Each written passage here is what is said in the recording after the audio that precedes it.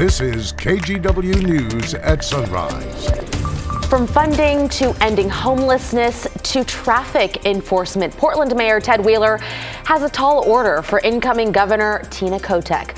We'll have a closer look at his list of asks and Wheeler's reasons behind it. Plus, it's scary because your body says, let's go, and your heart says, no. So we've talked a lot about canceled flights this week, but that man we just heard from missed out on a heart transplant because of a flight cancellation. Coming up at 5:15, we're going to hear him talk about why he's still hopeful that he'll get the call again. And a big comeback for the Oregon Ducks.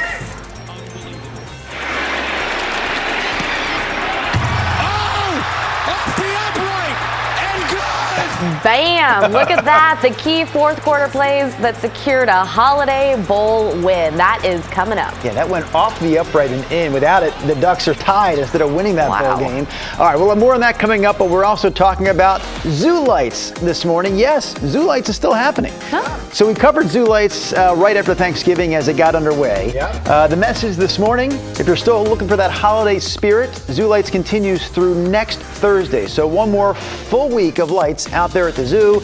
That's why Eric Patterson is hanging out at the zoo this morning to check out the lights again.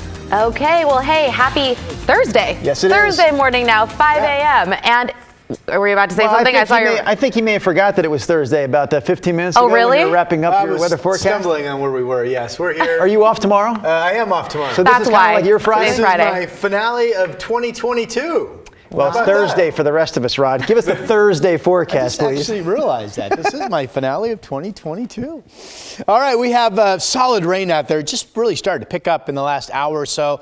This is the first wave of some steady rain. This will clear through the area somewhere in that 9 o'clock hour to 10. Then there's a second steady push of rain that will come in quickly this evening. Yeah, I think you can tell there's rain on the bricks from our Pioneer Courthouse camera downtown Portland. We're at 44 degrees. It's mostly gentle rain out there right now with some breezes to about 20 out near the gorge, but overall it's pretty quiet, just some raindrops coming down.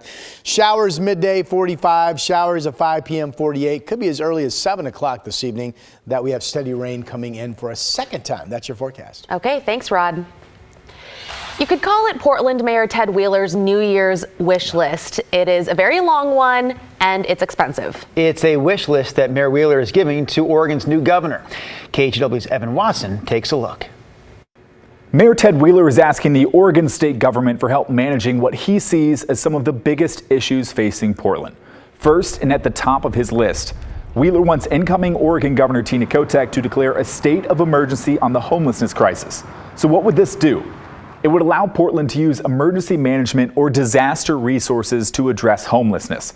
This could mean using the National Guard to help set up designated camping sites. And it's part of the city's plan to ban street camping and move homeless people to 6 large tent encampments, a plan that currently lacks locations or enough funding. Wheeler says an emergency declaration could also allow Portland to purchase supplies from FEMA subsidized lists. Wheeler is also asking for changes in how we care for people with severe mental illness. This year, through our KGW investigative series, Uncommitted, I talked to a lot of people who explained how Oregon's high standards for involuntary care, civil commitment, forced mental health care are high for a reason to protect civil liberties, but can lead to a lot of people not getting the care that they need. For example, Brenda Gardner, a parent of a person with severe mental illness, said people like her son Eric, who's turned down mental health treatment in the past, are left in this cycle without answers or help. As far as I'm concerned, the homeless situation is an open-air psych ward. It's those people that should be in psychiatric facilities or in supported housing with a caseworker that checks on them, are instead living on the streets and being treated like animals. Wheeler is asking the Oregon legislature to lower civil commitment standards in the 2023 session, making it easier for people to be forced to get mental health treatment. He says these reforms should be linked with expanded community mental health treatment efforts to avoid sending people to jails, emergency rooms, and the already full Oregon State Hospital. Next up on his wish list, Wheeler wants help on Portland's roads, specifically to hopefully catch illegal drivers and car thieves. Tragically, over the weekend, we had multiple traffic crash fatalities. Driving fatalities affect everybody in our community, and sadly enough, tonight, a 24-year-old man is killed by somebody that was driving extremely fast on a residential street. Mayor Wheeler wants the Oregon State Police to help Portland police with traffic enforcement over the next year, both to reduce traffic deaths and catch people stealing cars. Our investigative reporter Kyle Aboshi worked on an investigative series earlier this year called Injustice as well, looking at Oregon's broken public defender system, another priority of Wheeler's in this list. There aren't enough lawyers to represent low-income defendants, and that means people accused of a crime are left waiting for a lawyer. Some cases are being dismissed outright, and some victims aren't receiving justice. So Wheeler wants pay parity and other resources for public defenders. Wheeler says the lack of public defenders is actually eroding faith in the justice system and contributing to a public safety crisis here in Portland. Here's Willie Choatson, one of those public defense attorneys. It's hard having too much work to be able to do, knowing what best practices would look like, but not having the time to do every single thing that would help my clients and help my cases. Mayor Wheeler lists affordable housing, workforce funding, Medicaid funding eligibility, and police academy funding as other priorities on this list from the legislative session. Now, just last week, I joined Oregon Governor-elect Tina Kotek on her first of her listening tour around Oregon. She had 3 priorities that she listed: behavioral mental health care, early childhood education, and housing as well. So we'll see how those those different priorities align between Wheeler and Kotek in the upcoming session. That session starts on January 17th. Evan Watson reporting for KGW News. Okay, let's get to some other headlines that we're following this morning. Take a look at this. Wow, investigators in Salem seized a large number of drugs and guns. Salem police say this was all part of a months-long multi-agency investigation. Police reportedly arrested 2 people during a traffic stop Tuesday, then searched their home, uncovering 55,000 fentanyl pills, meth, cocaine, heroin. Total street value for all that, just under $700,000. Detectives also found 26 guns and $63,000 in cash. Both people who were arrested now in jail pending federal drug trafficking charges. And with less than 2 weeks left in her term, Oregon Governor Kate Brown has been pretty busy appointing judges to the state's highest courts. Yesterday, she announced 5 appointments, including 2 to the Oregon Supreme Court, 1 to the State Court of Appeals, and 2 others to Multnomah County Circuit Court. In total, Governor Brown has appointed 112 judges during her time in office. And one of Portland's oldest brew pubs has permanently closed one of its locations. In a Facebook post, the owners of the Lucky Labrador Tap Room and Pub on North Killingsworth alluded to pandemic-related struggles. But the longtime Portland craft brewer said its 3 other locations on Southeast Hawthorne, in Multnomah Village, and in Northwest Portland will remain open. And those are some of your morning headlines.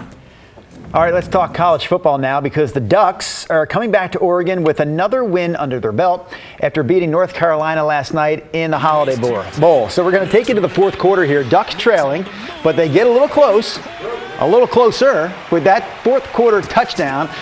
Ducks trailed by 3 at that point. They're still down in the final minute. That touchdown right there ties the game up. I mean, we're talking seconds left. They need the extra point, though, to get the victory. So let's take a look at how that extra point went.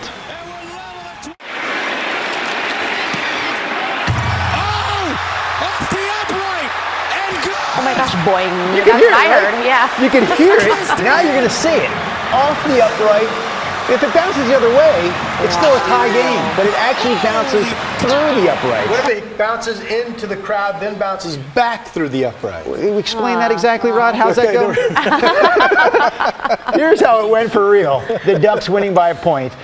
Final score last night, 28-27. Wow. So again, if you missed that, we're going to show it again next hour. But it hits that upright. I mean, you would think it hit something like that and it goes this way. Yeah. But it hit and went that way and went through. Boing. And the rule is it simply has to go through. Yes. So the kicker is a hero. He kicked that baby right through. Yeah. Yes. I don't think you can like load it into one of those like Blaze, the Trailblazers mascot guns that he shoots T-shirts in the crowd. I don't think you can use that to shoot it through the uprights. I don't think so Technically, That would be either. kick fun. it through. I'm no sports Were they fanatic, down? but I don't think so either. I watched the first half. They were down by a touchdown. Were they down by like a couple touchdowns? Okay, at I'm one going to point? look it back up, but eventually they were down by at least 10 in that game in the fourth quarter. Big win. Big win. First year head 10th coach win of the That's a big season. win. Yeah. We have two weather fronts we're tracking. One is the one that's bringing this push of steady rain right now, and then there will be a second wave of steady rain coming this evening with that second fairly weak weather front. So here we are. This just started to pick up around 4 o'clock or so this morning. Now it's steady, mostly gentle rain falling up through Longview, rain at the coast. Snow levels are currently about 3,000 to 3,500 feet up in the Cascades. By the time we get to the 9 o'clock hour, somewhere between 9 and 10, the steady rain comes to an end.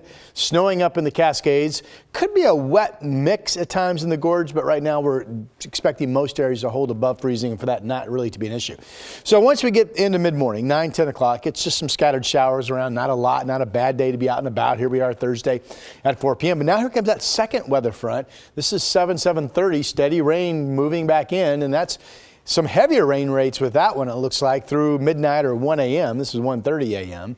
And then really that's almost all the rain we're going to see this year. We have tomorrow, this looks fairly dry in the morning. There's a scattered shower chance tomorrow night, and there's still the chance of a few showers Saturday. But Saturday also has potential to end up being dry. And then remember, we have no rain chance Saturday overnight, and New Year's Day looks completely dry with light winds. So the weekend forecast we haven't changed. Still looks to be pretty good. How much rain we talking? So from what's falling right now through that batch coming in tonight, could be an inch in Salem, maybe 8/10 in Portland, over an inch at the coast it looks like.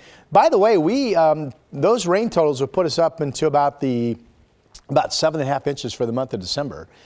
Which would be, normal for December is 5.77. So we're looking at about 2 inches above normal, just like that. And December is going to go in the books as a very wet month. Here are the current numbers. Again, right now, the gorge is generally not an issue. The Dallas is at 38. We have 40s up and down I-5, 45 up in Astoria, our 7-day forecast numbers. 48 today, 50 tomorrow, 48 Saturday, a mainly dry day with a shower chance. Now, New Year's Day, if you wake up to fog with light winds, we may or may not get out of the fog, so we'll see. But it will be dry and quiet. Rain picks up on Monday. That's your final forecast. Oh, well, now. thank you for that. Thanks, Rod. Okay, coming up, this is a pretty interesting story. A life-saving flight was grounded because of all the severe weather we had recently. We'll hear from a man who's hoping for another chance to get a new heart.